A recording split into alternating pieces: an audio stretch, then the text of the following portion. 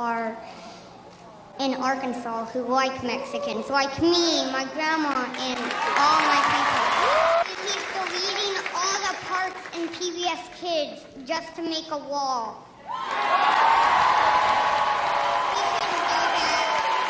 Tony, how old are you? I'm almost 8, but I'm 7. We want Mexico to be a healthy, strong partner. We want to help them to deal with the problems that they've got with drug cartels and crime and grow their economy.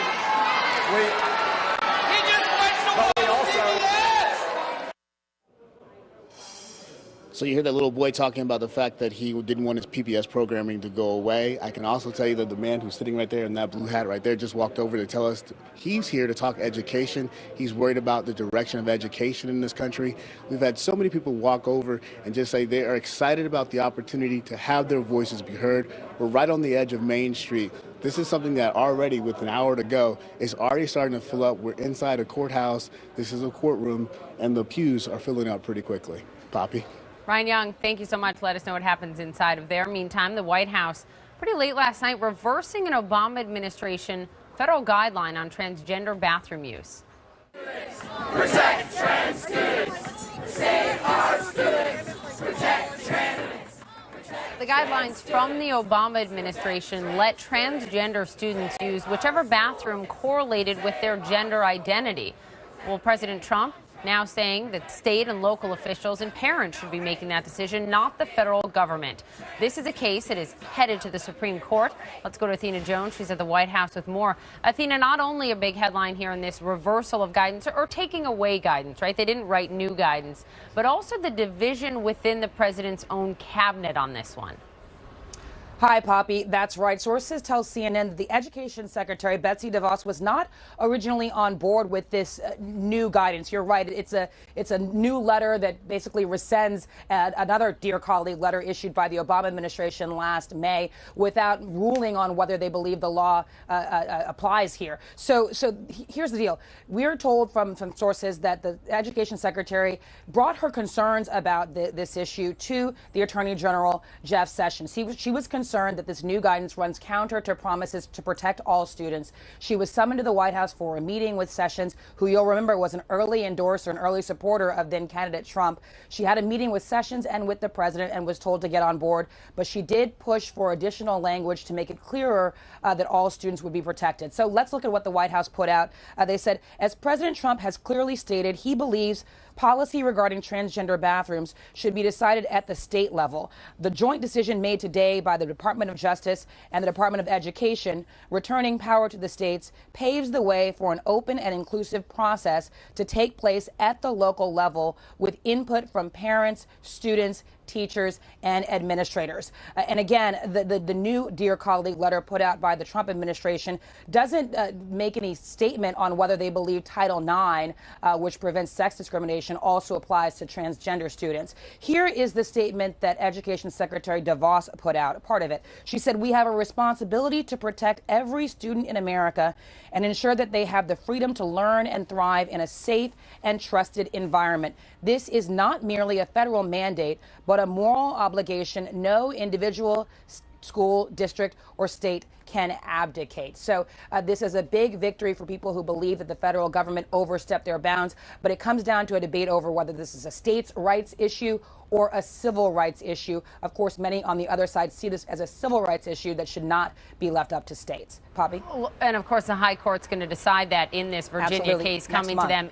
Are these transgender issues part of Title IX or not? Before I let you go, some new polling out this morning. What does it tell us? It shows numbers that are not good for the president. This is a new Quinnipiac poll. It shows his approval rating at just 38%, disapproval at 55%.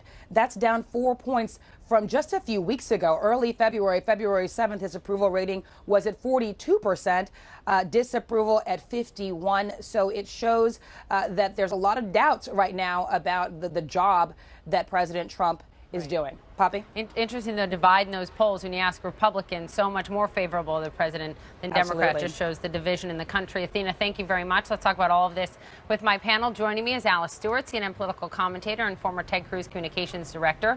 David Lauter, Washington bureau chief for the Los Angeles Times, and Bakari Sellers, CNN commentator and former Democratic South Carolina House member. Nice to have you all here. Alice, let me begin with you. As someone who worked in communications for Senator Ted Cruz, who was so much more outspoken on issues like the transgender school bathroom issue during the campaign, who took a much more clear stance on social issues than the current president, how do you square what the White House has done here, pulling back on this federal guidelines, and then what candidate Trump said about being a protector of LGBTQ individuals on the campaign trail? Let's listen.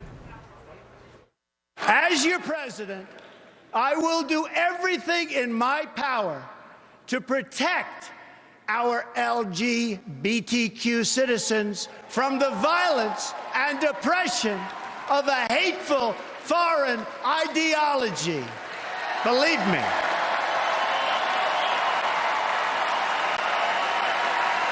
And I have to say, as a Republican, it is so nice to hear you cheering for what I just said. Thank you. So how do you square the two, Alice? I can tell you, Poppy, social conservatives applaud the decision by the administration for several reasons, but more than anything, they feel that this helps parents protect their children. And look, since those comments that Donald Trump said early on in the campaign, he has made it quite clear his view on this is to make it a states' rights issue, which is what this decision has become. And look, Sean Spicer has followed that up with not only does he believe it's a states' rights issue, we're talking about Title IX, which forbids sexual discrimination in school and at school activities.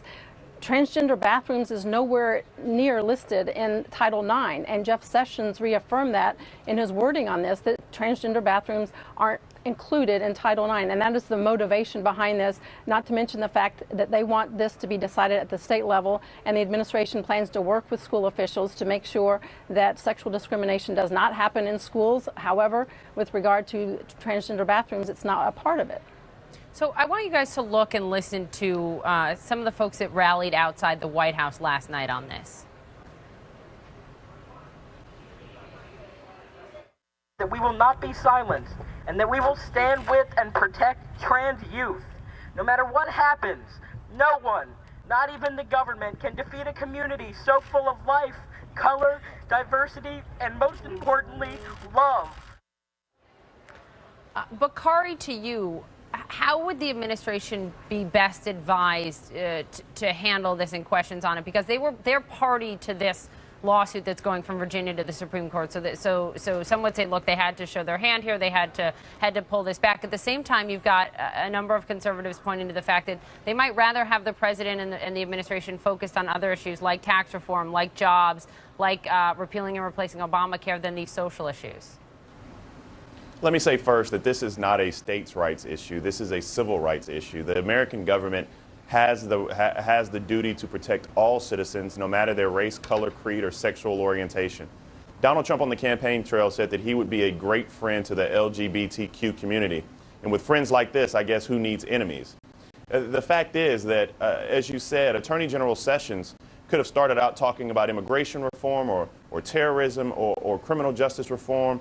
There's so many things under the Department of Justice that he could have spoken out against. But Attorney General Sessions is who he thought he was. And so to pick on a vulnerable class like this, and just to comment briefly on my good friend Alice Stewart, since Barack Obama put this guidance in place, can you name me one instance where there's been a case where a child was put in any type of danger because now they have the ability to go to the restroom that identifies with the gender that they choose? And I think that what we're seeing throughout this country now is this veil being taken off, and many kids are going to feel unsafe, and many kids are going to go through depression. And you know, I feel deeply troubled by this move. But again, elections have consequences, and Attorney General Sessions is exactly who we thought he was. Quickly, before I go to David, Alice, do you want to respond to that? Can you name an instance? Sure. In terms of the schools, no, I can't. I can honestly say I can't, but I certainly don't want to wait for something to happen before we take action. However, you do recall there have been numerous cases with regard to Target and their transgender dressing rooms, and that is a concern. We don't need to have any more incidents happen before we take action. I think it's important to do this. More than anything, children, when they go to school, it's a safe zone. They're supposed to be safe and protected. And there are many parents who feel that this violated that safety. And that's a big part of why this decision was made. Just to be clear here, put a button on it. No incident in any school that you can point to this happening and endangering any child or student.